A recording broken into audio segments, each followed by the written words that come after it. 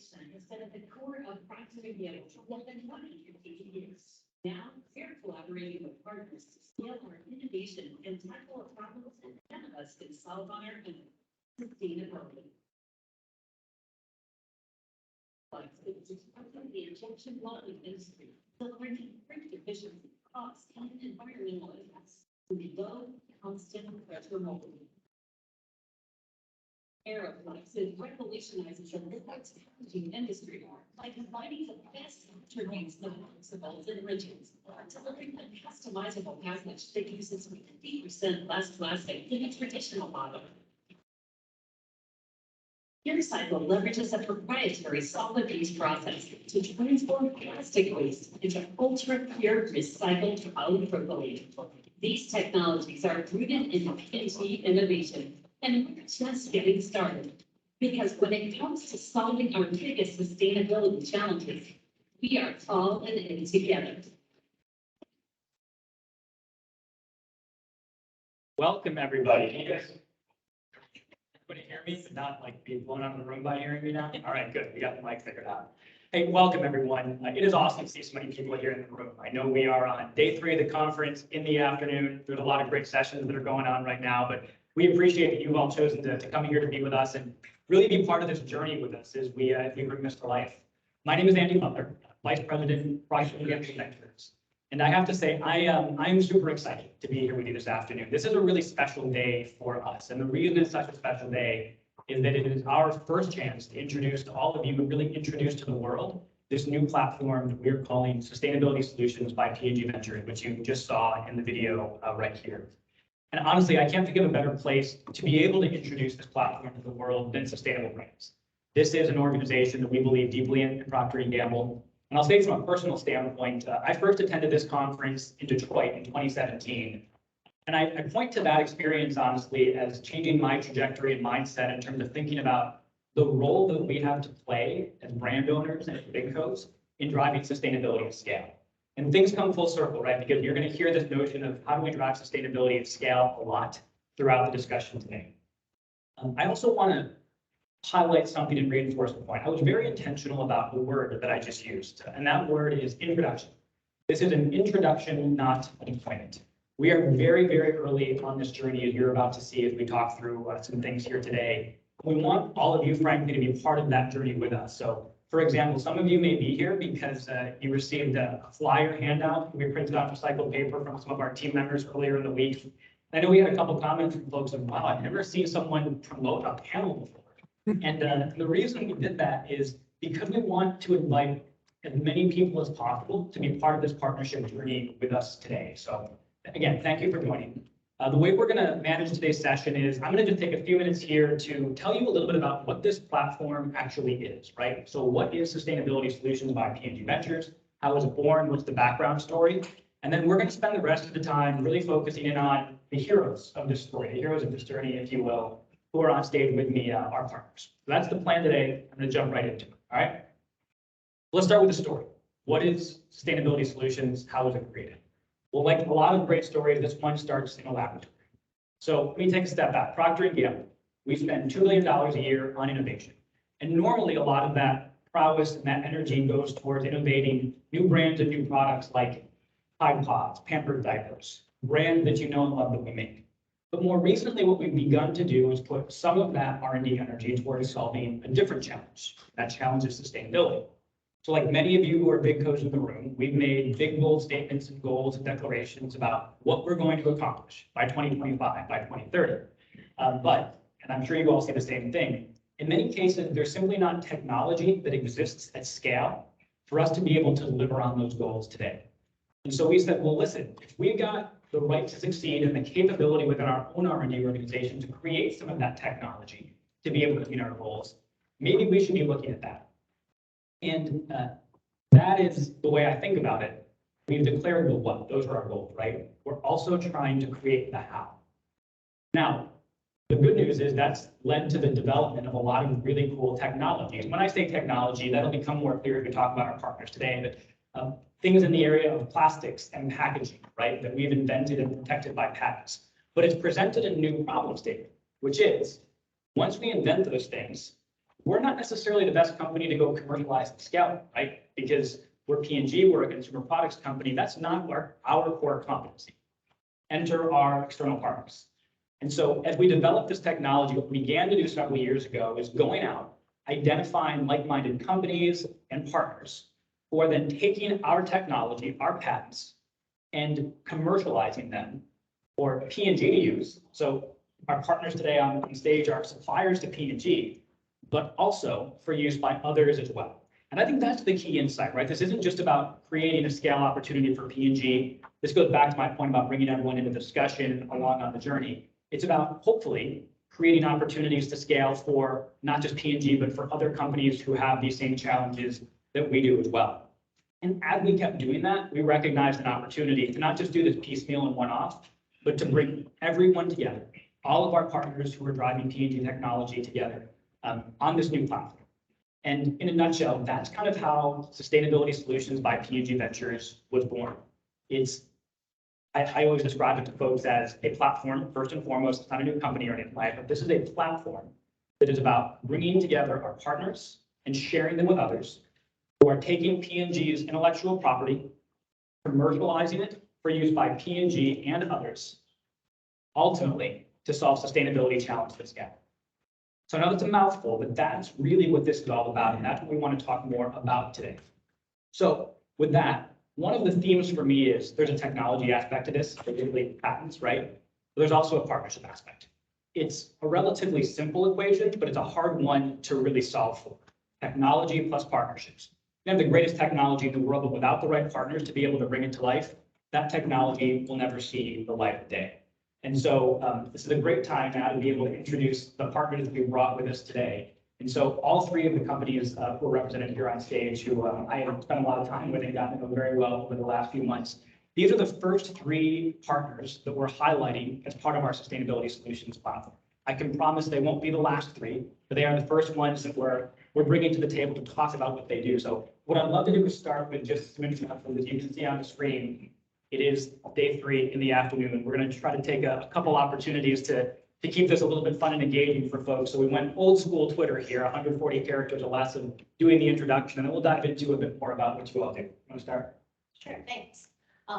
First of all, really happy to be here and glad to see so many faces for new friends I've met this week in the audience. So thank you all for coming. I'm Kelly Santini. I lead sustainability at Innventure Co. It's one of the many hats I wear because we're not very big. So there's some other things I do as well. But I've been into environmental sustainability for about 20 years now. And when it first started, it was all environmental compliance, right? I used to do air permits, wastewater treatment, and that sort of thing. So lots of checking the box. So it's nice to have evolved now to be up here talking about things that others can use to go above and beyond, right? So really excited to be here. Right, my name is Dustin Olson. I'm the CEO of PureCycle. I was promoted to CEO in August. Been with the company a couple of years now. Got a background that's kind of all over the petrochemical space and oil refining and petrochemicals in the last 10 years or so in polypropylene. And yeah, I'm super excited to be here too. It's nice to be with a lot of the brand owners who really have to answer the questions with the customer. And we're providing a solution that's going to help you get there. Kind of a no compromise solution to get to the product quality and the product performance that you're looking for. So really excited to be invited. Thank you. And excited for questions. Good afternoon. My name is Andy Meyer. I'm Chairman and CEO of AeroFlexx. I've spent most of my career being an entrepreneur, scaling and commercializing disruptive technologies. AeroFlexx is actually my 4th startup to date, and just really excited to share our story and how AeroFlexx can help achieve and in many cases accelerate your sustainability objectives. Awesome. Thank you all. And look, there's a few reasons, obviously, we've got these folks here. One is we really want to shine light on them. I mean, they are our partners. I keep saying this. They're the hero of our stories. We want you all to know more about them, what they do. We also really want to drive home how we're taking this from a philosophical approach into really operationalizing this and making it real. So I think with that, let's start with kind of a basic and important question for all three of you of what do you actually do, right? Is basically that sound. And you can see a little bit of it on the screen here, but I'd love, Kelly, we'll start with you just to talk a little bit about what does Innventure do and how does that impact sustainability, right? Because there's a lot of different ways to look at the work, that not just for you, but for everyone else. So I think first I want to say, what is Influx? Because that's a question we get a lot. And it's an add-on to an injection molding machine. It looks like a computer. It's also a sensor at the point of injection and then a user interface. So that's what it is. It's not a full machine. It's not resident. It's technology software that goes on the machine. And what it does is it changes the way that injection molding machine operates. For those who are familiar with injection molding, for years and years, it's been high pressure, put the plastic in the mold, hold it there, let it cool, part comes out. We changed the game with that. We do low constant pressure. So it's a nice low pressure at a steady speed, and then it cools as it's injecting. And so some of the benefits you get out of that are initial energy savings, because you're at a lower pressure. Lightweighting of the parts, because it's cooling as it fills. So we see a lot of lightweighting. And the other thing we do is we have the capability to better accept recycled resins, because you'll see variability. If you know anything about recycled feedstocks, they come with some variability. Influx can adjust to that as well. So it takes some of those operator interventions that are needed when working with recycled resins, and they're at the machine constantly adjusting, maybe getting scrap, takes that away, it'll automatically adjust to that. Thank you, Justin. Yeah, so PureCycle is a unique technology. If you look at the overall plastic sphere, we've got 500 billion pounds of plastic produced every year. About a third of that is polypropylene. So that's about 175 to 200 billion pounds a year of polypropylene produced. And less than 10% is recycled. Why? Because it's hard. Polypropylene's everywhere. It's in carpet, it's in films, it's in rigids, it's in ag, it's in construction, it's in food, it's in cars, it's everywhere. And what makes polypropylene unique is that it's adaptable. You can transform the molecule to do different types of things. And so it's got lots of different fillers and dyes and things compounded into it. That's what makes polypropylene difficult to recycle. What we do is we fundamentally change the recycling game. So we don't do chemical recycling. We're not breaking the bond. We don't do mechanical recycling, which is kind of diluted away. We do advanced recycling, where we are effectively like a dry cleaner for the molecule. So dry cleaner, take your shirt in, it's in the dry cleaner, they wash the solvent across it, takes all the oils from around your neck, et cetera, out. But we do that for the molecule. And so we keep the molecule intact, but we remove everything else out. And it's a pretty big scale. Our first operation starts up in Q4 in Ironton, Ohio. It's 107 million pounds per year. And then we have plans for 2 more lines at 260 million total, starting up in Augusta about a year and a half later. And then we also have a footprint developing around the globe. So it's a very unique technology because it returns a virgin-like or fossil-like quality polypropylene as our final product. So we like to say it's a no compromise solution for the customer because they've been using virgin polypropylene forever. They all want to use recycled polypropylene. It's just hard. We make it easy for them. So what is AeroFlexx? AeroFlexx is a disruptive liquids packaging technology.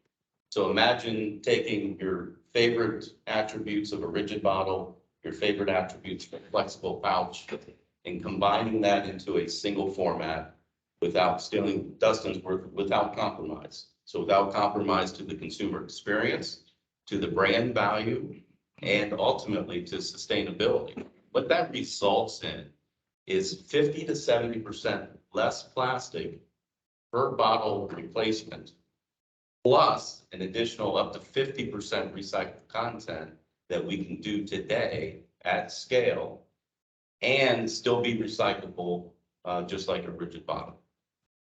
Awesome, thank you all. Now, hopefully as folks now have a bit of a better understanding of, okay, what these things actually are. We'll get into a bit more of the how in a moment, but back to this notion of sustainability solutions by P&G Ventures. Each of these cases, one of the things that I love is there's no right or wrong way for the partnership. Like this manifests in different ways. So, working backwards, AeroFlexx is a standalone privately held company just licensing P&G technology, P&G intellectual property. PureCycle, standalone publicly traded company, the same thing, licensing P&G intellectual property. Influx is a bit of a different model that is something that we don't do a lot of P&G, but it's working really well as a wholly owned subsidiary of Procter Gamble. But all 3 of you using P&G's IP, outside the world, not only to sell to P&G, but to sell to others as well, to be able to, again, get back to this point of driving sustainability at scale. Which brings me then a little bit to my next question, which is, we rounded everybody on what. Now let's talk about how. A bit of my background, and these three folks are tired of hearing this. I grew up in purchasing at Procter Gamble, so I'm a buyer at heart. So my mind always goes to, okay, what makes this unique? What makes it different? Why would I buy X in a package where resin over Y? So I'd love for each of you, and Kelly, we'll start with you guys to get on the line, to talk a little bit about how this works. What is the proprietary nature of the technology behind it? And specifically, also from a sustainability lens, trust is a super important piece of this. And so for me, as you all know, there's a lot of questions around the life cycle analysis, right? How do we make sure that what we're doing is truly delivering an end-to-end LCA improvement versus other options? Can you talk a little bit about the how behind it from the proprietary technology standpoint and the LCA? And so I talked a little bit about how instead of high pressure, it's low pressure, and it all has to do with that nozzle sensor and sending the information back to the software system. I think we talk a lot about validation and verification. So something we've done at Innventure, and we just got to announce this today, is UL came in and validated the claims I'm talking about today. So they validated our energy savings at 15%, part weight savings at 4%, and the ability to handle multiple MFI material up plus or minus 52%. So that was important to us. So when we go out and talk to people, we're not just talking. We've had it independently verified, right?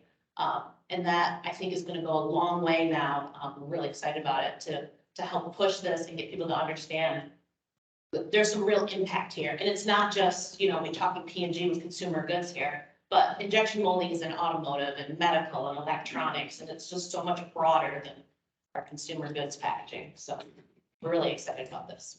I have just a quick comment. One of the amazing things when you walk into Innventure headquarters is, you know, the entire wall, the first thing you see when you walk in is lined with framed pictures of the patents, and it really drives home.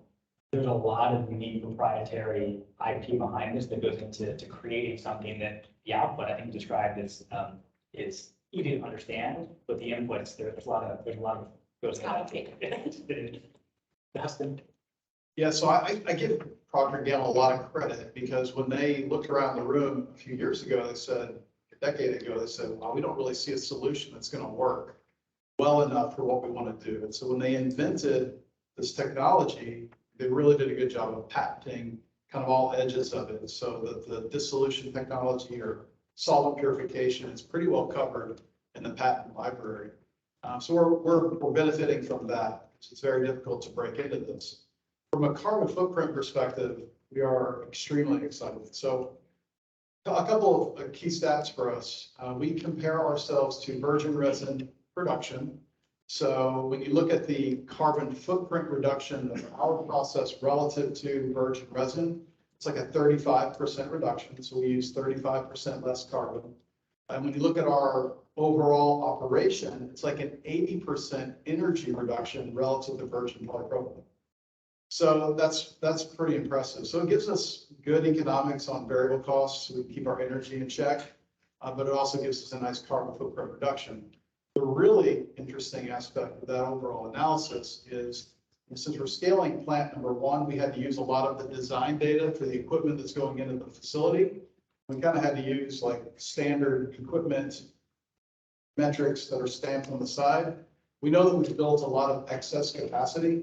So I know that the extruder or the pump or the whatever is not going to run at full capacity all the time. So I suspect our numbers are going to come down.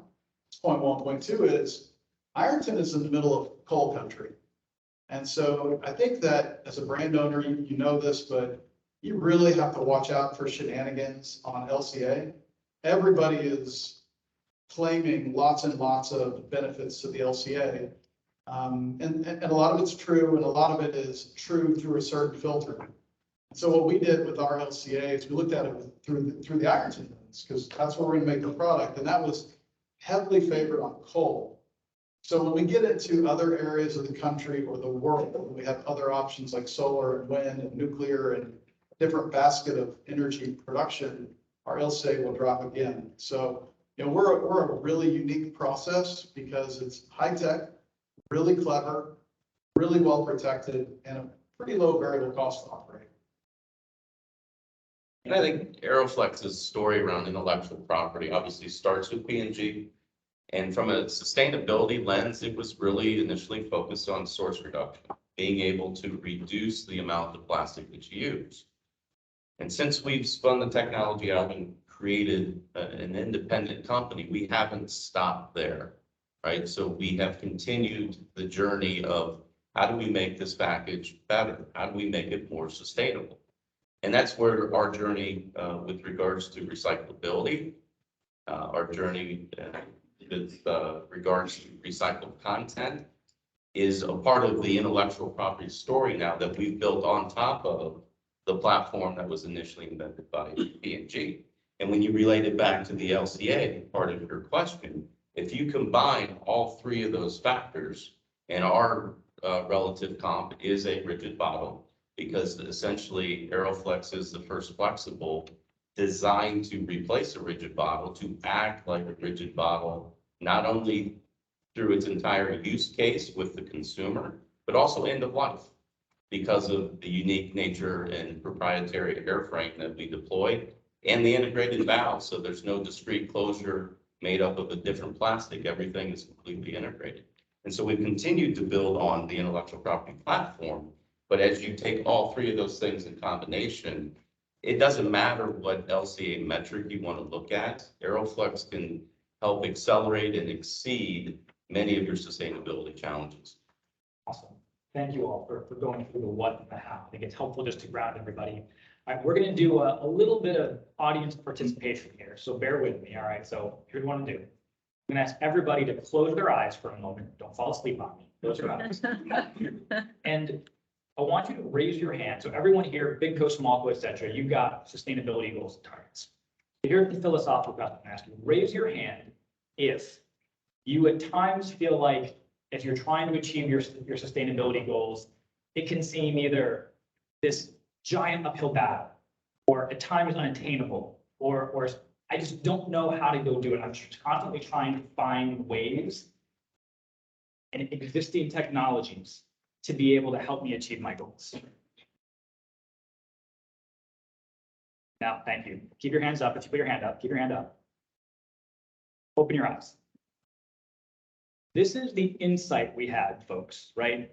That led us to say, this can't just be about P&G, okay? And this is, again, a bit back to when I was telling earlier, right? My first experience at this conference in Detroit in 2017, the eye-opening realization that if we're gonna solve sustainability at scale as an industry, big companies like us, brand owners like us need to be a big part of it. And so when I came into this job a few months ago, that was the insight that led us to say, you know what, we've got to make sure we're bringing this to more people to be part of and to help coach and develop us on the journey. So thank you for indulging me a little bit in that. I also want to note, I forgot to mention this earlier, you do see a QR code up there on the screen. If folks have questions, and we'll talk, maybe we'll try to get to a couple questions today, even if we can't get to a ton of them. We're going to make sure we help everybody understand how you can engage going forward. But I did want to note that if you do have questions, you can use the code up there.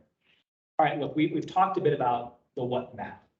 I want to get into a bit more of a dialogue now around barriers to companies are facing. So, you all are talking every day, not just to P&G, but to all kinds of big companies, right? Many of whom are here in the room with us right now.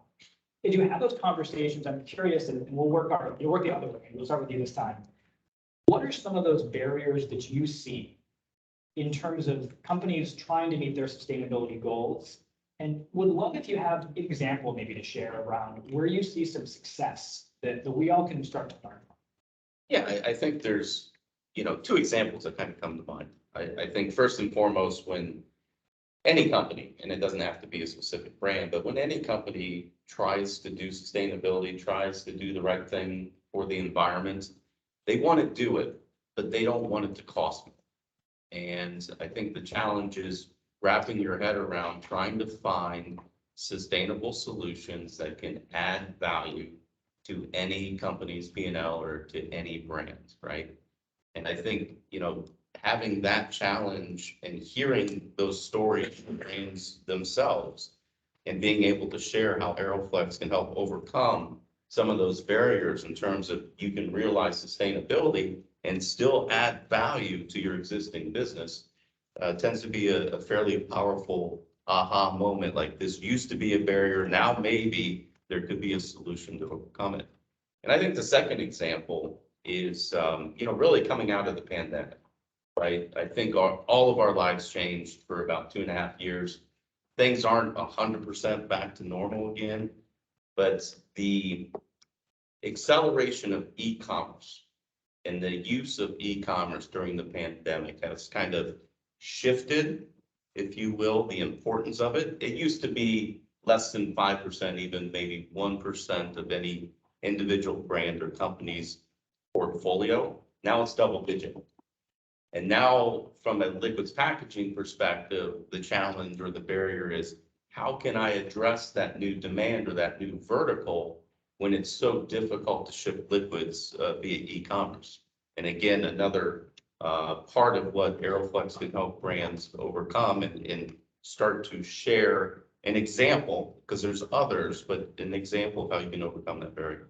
It's interesting, and Andy knows as well, if you look back at the history of P&G developing this, it was originally, the AeroFlexx packaging that exists today was called something different when we were developing it. It was originally created as an e-commerce solution, right, to avoid leakage, shipping of the products, et cetera. And it's evolved into something very different to your earlier. But you didn't predict COVID-19. Exactly. Don't forget that. Yeah. That's it. Yeah, I think that I think 2 points really. I think technology has got to lead the innovation. You've got to have technology-driven product development, not subsidy-driven product development. Because to be truly sustainable, you have to be economically sustainable as well. So I think the technology has got to be at the very front seat of this. I think the second piece is that we need to find solutions where there's no compromise.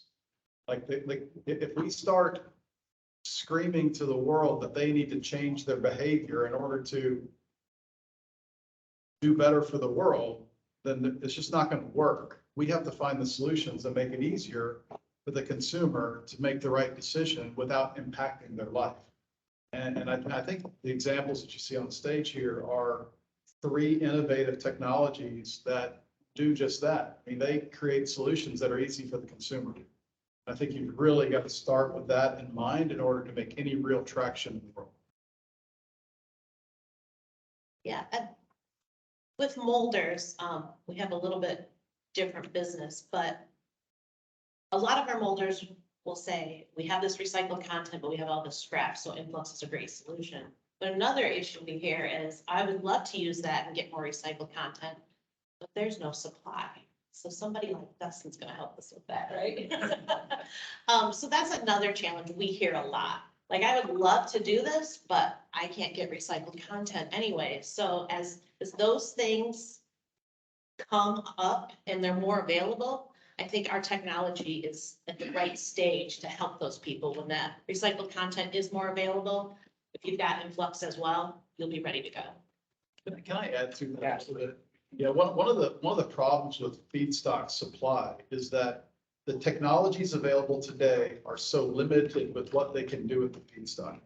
If it's got a little dye, or it's got a little talc, or it's got a little rubber in the overall mixture, it becomes difficult to be recycled into a final product. And this is where our technology is really interesting, because it's such a fundamental technology solution. I mean, it literally washes the molecule, that it opens up the aperture for how many feedstocks we can bring in.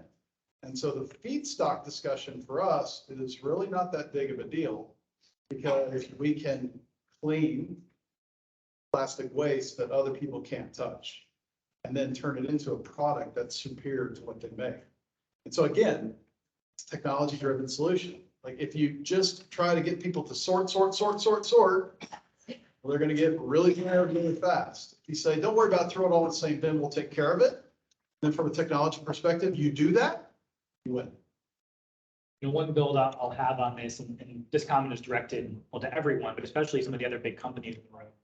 I'll come back to the point I made earlier of I've grown up as a buyer, right, at a big company. And I think the thing that I've wrapped my mind around over the last few months is this idea of how do we solve for multiple problems at once? So it's one thing to have the technology, right, the intellectual property, a great product. It's another thing to have, then I said the next ingredient was great partnership, right? But I think that this third thing, and maybe you call the third ingredient, right? If we kind of think through it, is how do we solve for these multiple problems? Because if I can't scale it because of feedstock availability, well, that's a problem if I'm a buyer for a big company. If it's impacting the environment positively in one way, but negatively impacting another way, that's also a problem. And then as you start to think of it on the proactive standpoint, how do we think about incorporating other aspects into this as well, right? I mean, just we chatted about this, but you mentioned Ironton and it being full country. There's an amazing story, we won't get into it today necessarily, about what you're doing from an economic revitalization standpoint there as well. So there's a lot of different layers to this that, part of what I'm trying to bring to all of you through my lens on this is how do we solve multiple problems at once and make sure we're thinking ahead of that? You guys are doing a great job of that. And I think that's part of what the collaboration really helps. Next thing we wanted to do here and have, again, a little bit of fun is I asked all of you, I gave you all an assignment, right? So I said, I'd like you all to bring an object, a physical object that represents to you the future of sustainability and the challenges that we face. So you might see a table up here and some stuff. So like, I'll start, right? Since I gave you all a task, I can give mine a start. Or let's go next. This is an electronic scale. I brought a scale, right? This gets back to my point around we have to be able to solve sustainability at scale. I think that's a huge role that we play at P&G, that we play as brand owners in this community. So for me, this represents the single biggest challenge and problem statement for me that we're trying to address is not just solving sustainability, being able to solve sustainability at scale. One of my favorites to torment my children with is a Rubik's Cube. Are you gonna solve it right now? No, I thought about it, but I'm not going to because I know I'd screw it up in front of a bunch of people. But it appears complicated, right? But if you put a little time and you have a little patience and you start to learn the algorithms to solve it, it becomes a lot easier. And that's kind of how I'm looking at sustainability. It seems like a huge behemoth of a problem right now, but I think with a little patience and some trial and error, I think we'll get there. I think technologies like this are what's going to get us there. Love it, love it. So I have a toothbrush. And I've used it so much the bristles are gone. This toothbrush was actually made out of PureCycle products. And the reason I chose this is because it's not so cool, pretty normal. But what it represents is a big deal. This is a fully circular solution. It's a truly circular solution. Plastic waste into the bin. Plastic waste into our plant. We purify the product. It goes into something normal. Like no fossil fuel was needed to make this. In fact, we use 35% less carbon to make this than fossil fuel. And no oil had to come out of the ground. Gas had to come out of the ground to make this. I think that's what we've got to shoot for. We have to shoot for the truly circular solutions that answer the full, check the marks on all the different requirements. And I think a toothbrush is cool because it's just pretty normal stuff. And the moment that we can get really special into something that's really normal is the moment that you hit something really good. So I almost failed my homework assignment because I obviously did not bring this on the plane with me. But it is partially inspired by the fact that I am in California and this is wine country. So this is a wine box. But that is not the point as it relates to sustainability. This really comes back to a little bit of what Dustin said. And it's about thinking outside of the box. If we want to achieve the goals that we've established in 2025, 2030, or whatever milestone date that your corporation has established, it cannot be accomplished using traditional methods, ways of thinking, or the way that things have just been for the last 20 or 30 years. We have got to think outside of the box, non-traditional means to get us where we need to go. Excellent. Thank you all for playing with me on the homework assignment. I appreciate it. All right, at this point, those are some paired questions we have. I think Shirley's going to help us with some of the maybe questions that have come. Both, if you've had a chance to scan the QR, go ahead. But also, honestly, some of these questions I know are from over the course of the last couple of days we've talked to people. All right, let's see. All right. What have you learned on the journey of working with companies trying to achieve their goals? Which I know we kind of talked about that a little bit, but I think that for me, I like this question because it's a bit philosophical in nature, but I think this is where we get into a little bit of the advice and inspiration for the group here of what you've taken away that others can maybe think about.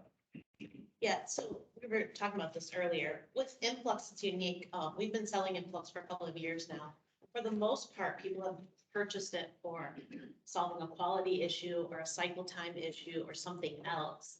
And we're just starting to realize what the sustainability benefits are of that. And so now we're starting to talk to people more about what their sustainability objectives are and how Influx can help and influence that, right? And I think that's sort of where we're going, and that's why we're excited to be a part of something like this. So we can stop talking the specifics of injection molding, cycle time and quality and scrap. We can start talking bigger picture. We can save energy. We can reduce part weight, things like that. We can really influence at a larger scale, right? When you do something on one machine, it's great. But if you can do it on all the machines in the building, that's huge. And if you can do it on all the plants within that network, it gets even bigger. So I think that's the big takeaway, is getting people to move beyond that one machine where they're having that one issue, right? So that's what we're looking to do. Awesome, that's great. Dustin, this next question is for you, and I'm smiling at it a little bit because I'm sure I've asked you this same question in different ways, probably about 10 different times. But as a brand, how should I evaluate different recycling options? Which for me gets a little bit back to the point of, for me as a buyer, how do I think about one option versus another, and just how to calibrate across the different choices that are out there today? Yeah, I think this is a really important question. I think it's going to evolve over the next several years. The first point is that it's going to take lots of solutions. It doesn't need to be a single solution to solve all problems. It's going to take a little bit from everybody to get there, whether it's packaging improvements, design improvements, or molding improvements, or different kinds of recycling technologies. We've all got to play. At the end of the day, there's 500 billion pounds per year of plastic produced, and 200 billion of polypropylene, and 20 billion of it gets recycled max. There's 180 billion left. But I do think that from an industry perspective, we have to be very careful right now in what we're saying the solutions are and what they really represent. There's lots of different terms out there. I think from a terminology perspective alone, it's very dangerous. What is mechanical? What is chemical? What is advanced? Even when you get into the different categories of recycling, like there's lots of different kind of technologies tagging into specific areas. So we have to be very careful here. I think from a chemical recycle, from a PureCycle perspective, we don't know where we belong. We feel like a unicorn. We don't really fit into any of them. So we say, well, maybe we are advanced mechanical, or maybe we're advanced, or maybe we're advanced chemical, or we don't know, because we're new, we're unique. And as we start to develop these new solutions, you have to be careful. I do think there are some bear traps out there that we have to watch out for. And from a brand's perspective, I think you have to be very careful upon which foundation you build your strategy. Okay, if you build your strategy on a foundation that is like checking all the boxes, then you'll be good. But if you build the strategy on something that might get picked apart in the future, you have to be careful. And so I use the example of chemical recycling, specifically around the depolymerization, breaking the chain, the pyrolysis type solutions.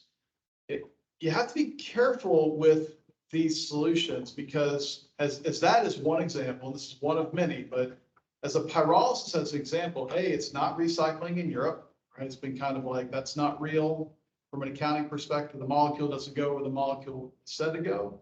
In the US though, there's an accounting mechanism that's taking place right now where plastic in equals plastic out, even though it doesn't. So from a brand perspective, I think you have to be very careful. We've talked to quite a few customers that some are, quite frankly, they're just like, oh man, I've never thought of that. And others are, yeah, we're worried about that. But if you build upon a technology that has significant regulatory risk, like pyrolysis, I would say be careful. Okay, because with the stroke of a pen, the solution could be classified differently, and the brand strategy is built upon a weak foundation. And so from an accounting perspective with pyrolysis, like less than 10% of the plastic coming in turns into plastic going out. We're saying 100% does. So I think from a brand perspective, you have to be careful to fully adopt that because the changes, you're going to be 2 to 3 to 5 years behind on strategy because you haven't adopted the right technology. So from my perspective, it's just there's a lot of terminology changing. I think we need to demand better terminology, clearer metrics, clearer methodologies for how to get to the real solutions and not accept a secondary solution. Thank you, sir. This is great. We're getting a bunch of questions in, so we'll go through a few more of them here. Andy, this next one is for you, which is building a little bit on the point we were talking earlier with kind of the consumer element of this. The questions, consumers are very important to brands.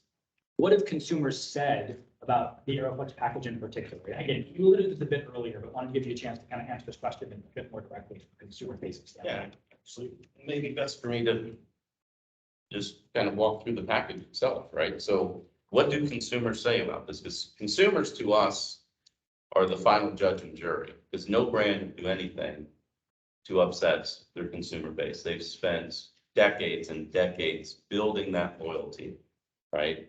So we need to do something above and beyond that. We actually have to enhance the consumer experience. And I think to the question that was asked, what are the consumers actually telling us?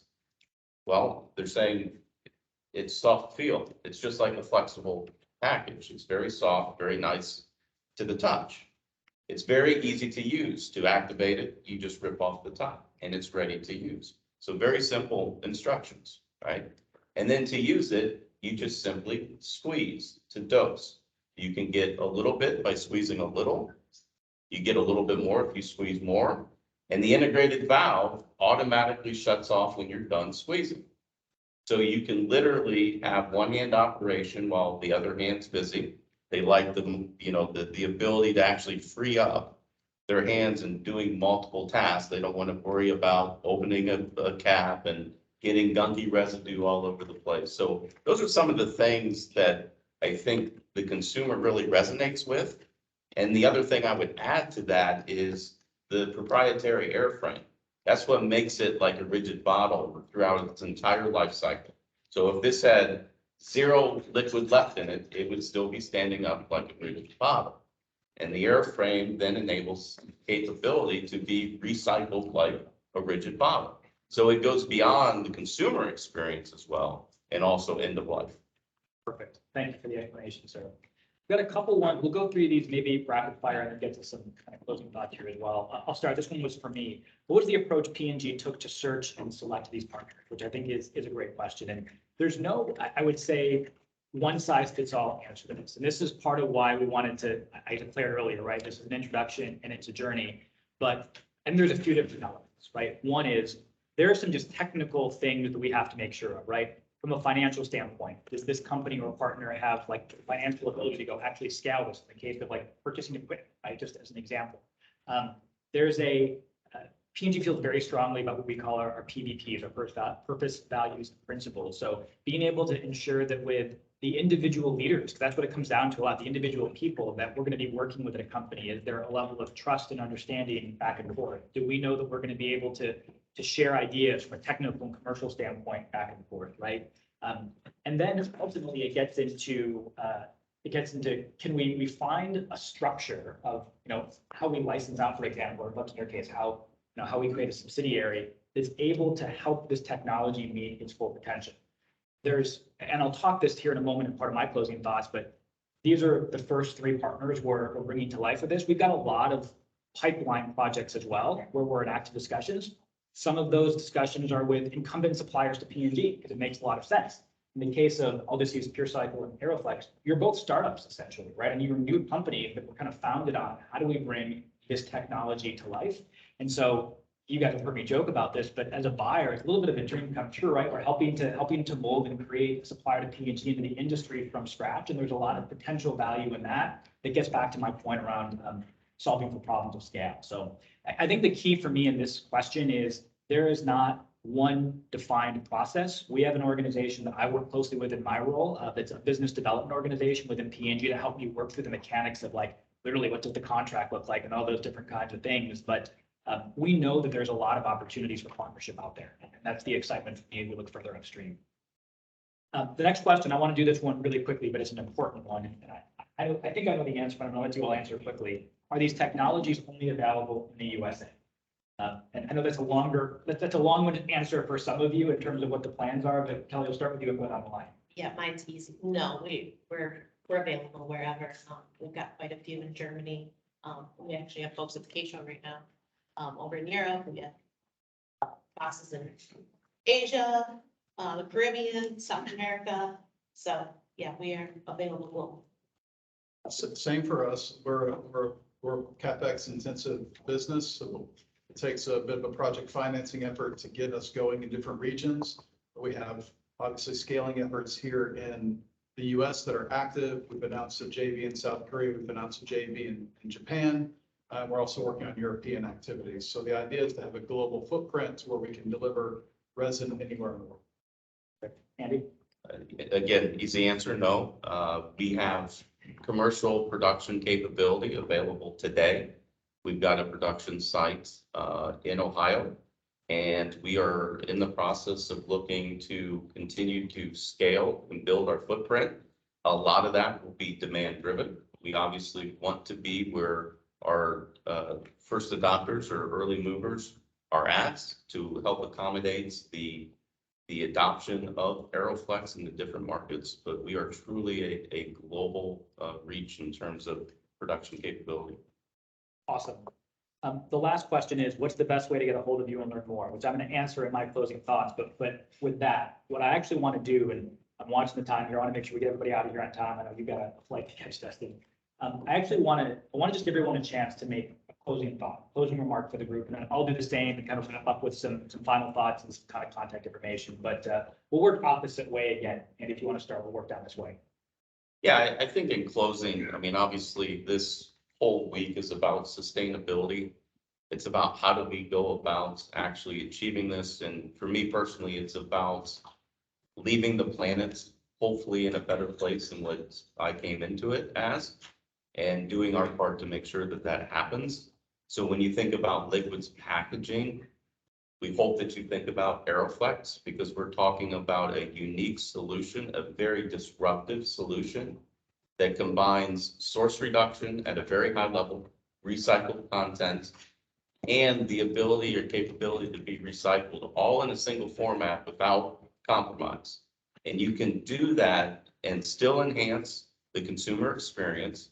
You can still add more value to the bottom line for the brand, and you can accelerate and likely exceed your sustainability goals. Awesome. So I have to catch a flight right after this, so I'm going to bolt out of here fast. So I won't get to meet any of you. Love to spend time with you. If you could, Bob, raise your hand, Carmen, raise your hand. We do have a couple of people here from PureCycle, so if you're interested in talking about this, we'll talk all day long. We'd love to talk to you about what we're trying to do. From a final comment perspective, I'd say there's a lot of companies that do a lot of things, and a piece of it is figuring out sustainability. For PureCycle, this is all we do. So every day we live and we die by how well we do to improve the planet from a sustainability perspective.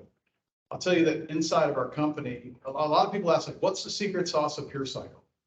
And you can talk about, well, the technology is great, and it is. You can talk about the time, the market timing is good, and it is. But honestly, the secret sauce for PureCycle is the mission that we've all bought into and the people inside the company that are driving to solutions. And I'll tell you that as a startup, driving in a world where not everybody wants you to succeed, driving in a world where not everybody cares as much as you do about what you're trying to do, like, you got to have grit, determination, and perseverance. And at the end of the day, also, you got to be really good at solving problems. Who knows what kind of problems are going to pop up? There's a lot of things that'll get in your way. I make the joke that I say 3 times a day, people tell me reasons why we can't do what we say we're going to go do. 3 times a day, we got to beat that and also win something else to move the ball forward.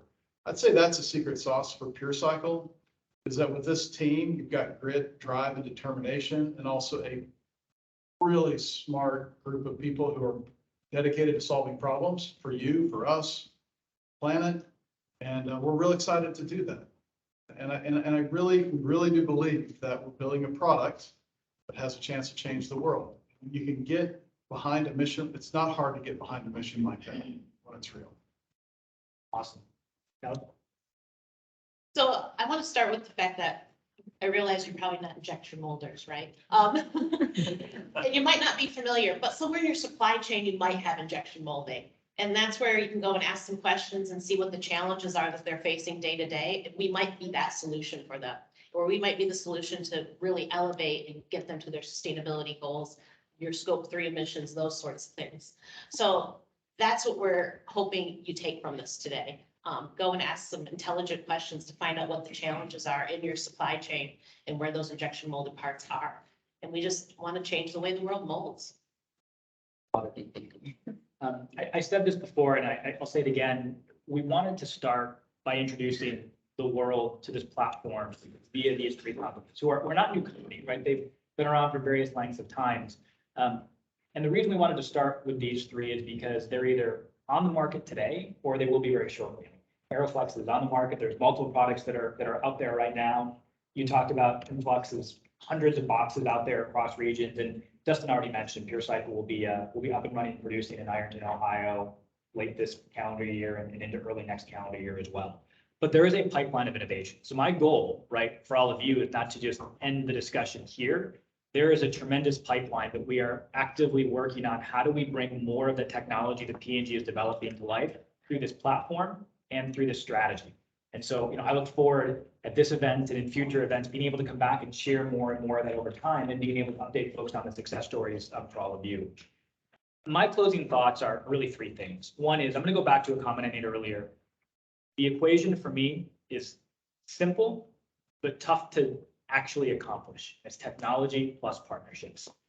We can all wrap our mind around, if you've got great technology, that's amazing, but this does not work without the partnerships. And that's why we wanted to spend so much time today really highlighting our partners, because that's what makes this work. Technology, partnerships, which I think is super consistent with the theme we've all heard this week relative to collaboration, right?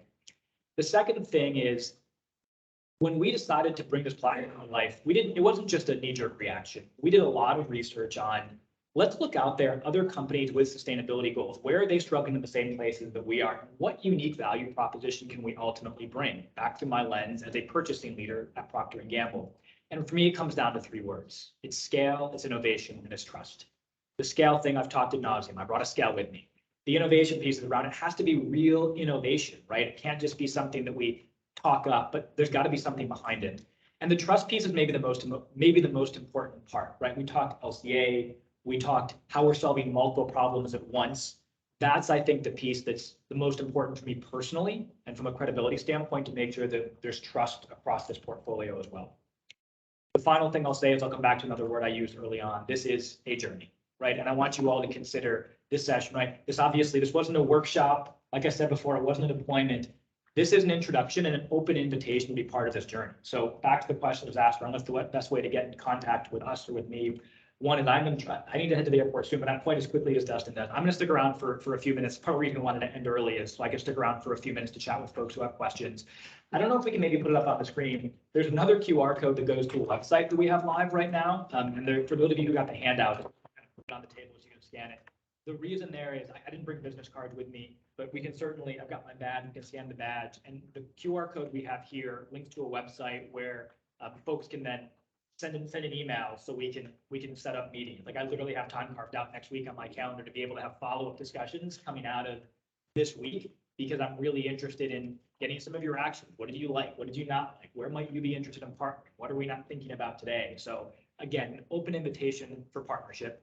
Thank you. Shirley's got a couple of the handouts here on the table if you want to grab one of them. And then the last thing I'll say, if I haven't said it 500 times to all of you over the last, several months, is just a huge thank you. Again, the folks who are up here today are, I want to be super clear about this, right? They're partners. They are standalone companies. Well, Innventure is a subsidiary, right? They're supplying P&G, but they're supplying so many other companies as well, right? And so, well, what they are doing is in many ways, as we've talked, rooted in P&G intellectual property. They are doing things on their own, and you all being here is a choice that you made to be part of this movement that we're trying to create. And I think we all believe, Dustin, you said it well, it's easy to get behind a mission when there's a belief, and I think we all believe this, that we can go change the world at scale. And I think the sky's the limit for all of us. So thank you all for being here with us today. With that, we are adjourned. Appreciate it, everybody.